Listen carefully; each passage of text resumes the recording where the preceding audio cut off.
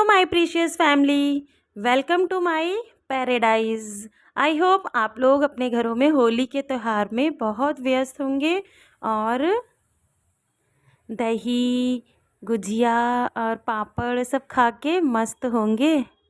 भांग की खुशबू, ठंडाई की मिठास, छोटों की हुड़दंग और बड़ों का प्यार। मुबारक हो आपको रंगों का त्यौहार। आपके पूरे परिवार को मेरे पूरे परिवार की ओर से रंगों के त्यौहार की हार्दिक शुभकामनाएं।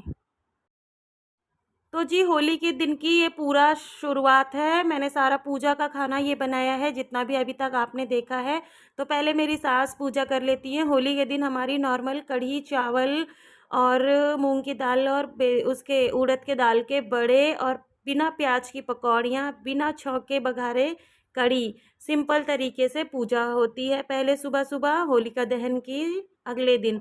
फिर मेरी सास पूजा कर लेती हैं, तब उसके बाद मैं भी पूजा करती हूँ। जैसे जैसे वो करती हैं वैसे वैसे सेम मैं भी करती हूँ। तो हम लोग एक साथ पूजा कर लेते हैं। सबसे पहले सुबह सुबह हमारे यहाँ ना यही होता है, होली वगैरह खेलने से पहले हम पहले भोग लगा देते हैं भगवान को, जो भी बनाना खाना होता है, क्योंकि ये हमारे यहाँ पे होता है, यूपी स्टाइल है ये। और ऐसे पानी मतलब भगवान को आचमन दिया जाता है, तभी हमारी होली की शुरुआत होती है।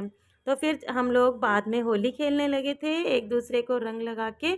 बहुत अच्छा लग रहा था और मतलब सब कुछ क्या ही बताएं, एक उमंग, एक जो हर्षोल्लास मन में होता है होली को लेकर।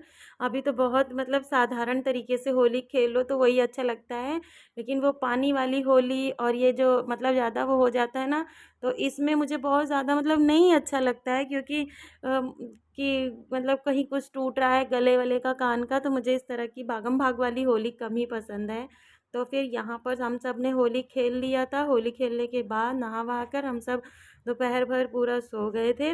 फिर ये मेरा शाम का ब्लॉग है और शाम के टाइम मैंने ये चाय पापड़ वगैरह सबको नाश्ता करवा दिया था, ताकि मैं जल्दी ही मतलब होली खेलने बाहर जा सकूं। और मैंने सोचा जल्दी इनको सबको नाश्ता करवा दूंगी ना, तो मैं बाहर आराम से अपनी फ्रेंड्स के साथ होली भी खेल सकती हूँ। और मुझे जाना भी रहता है, मैं 4 से 5 के बीच में सारा काम करके दिन में चली जाती हूँ और फिर 7 सवा 7 8 बजे तक आराम से होली खेल कर आती हूँ।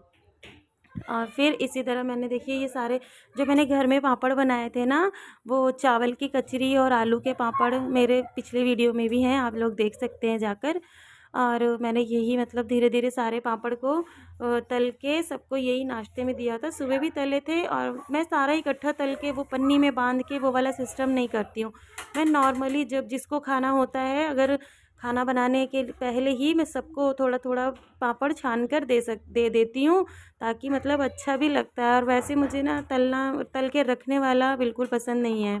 तो ये देखिए मैंने ये आलू के भी, और वाकई में ये हमने तले थे, लेकिन बनाए थे जो अभी तल के हमने जब खाए ना, इतना अच्छा इसमें टेस्टी है, खट्टा खट्टापन है कि मैं आपको क्या ही बताऊँ। एक देसी तरीके से सब कुछ बनाने की बात ही अलग होती है, बाज़ार में तो सभी कुछ मिलता है। फिर तो देखिए होली के दिन की ये शाम की क्लिप है।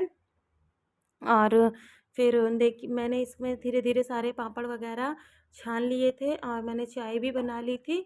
चाय, ये देखिए ये कचरी है जो मैंने चावल की बनाई थी ना, ये फूलने के बाद इतनी अच्छी लग रही थी कि मैं आपको क्या ही बताऊं। काश आपको मैं ये टेस्ट करवा पाती देखने के साथ साथ। और मतलब इतने मतलब वो क्रंची टाइप के निकल रहे थे और बिल्कुल भी टूट नहीं रहे थे कि टूट के मतलब एकदम छोटे छोटे फिंगर स्टाइल में हो जाए। नहीं, ये बिग फिंगर फिंगर थे और फ्राई करने के बाद भी ये नहीं टूट रहे थे, जो कि मुझे बहुत अच्छा लगा। मैंने पहले सोचा था कि ये टूट जाएंगे इकट्ठा करने के बाद से, लेकिन ये ना सूखने के बाद भी नहीं टूटे। और जब मैंने इसको तेल में तला ना, तो ये और ज़्यादा मतलब बड़े बड़े हो गए थे।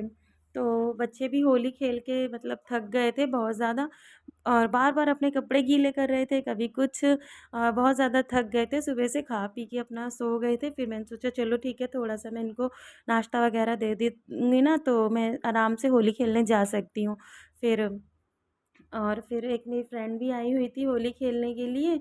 मैंने सोचा चलो चाय वाय सबको दे ही दी है और अब हम लोग, मैं अपनी मतलब हैं, तो वो भी आई थी होली खेलने के लिए। फिर चलिए चाय देने के बाद मैं एक वो भी लेकर आई थी बाज़ार से, जो मूंग का पापड़ होता है ना, वो मैं तलना भूल गई थी। तो मैं जब चाय देने गई थी ना, तो इन्होंने कहा था वो भी निकाल कर दिखला दो। मुझे सबसे अच्छा पता है मूंग का पापड़ लगता है। और अगर उसको फ्राई करो तो ना करो तो उसको गैस पे हल्की मद्दी आँच में भी हम लोग ना सेंक लेते हैं ना, तो वो भी बहुत अच्छा कुरकुरा कुरकुरा, मुझे बहुत टेस्टी लगता है वो।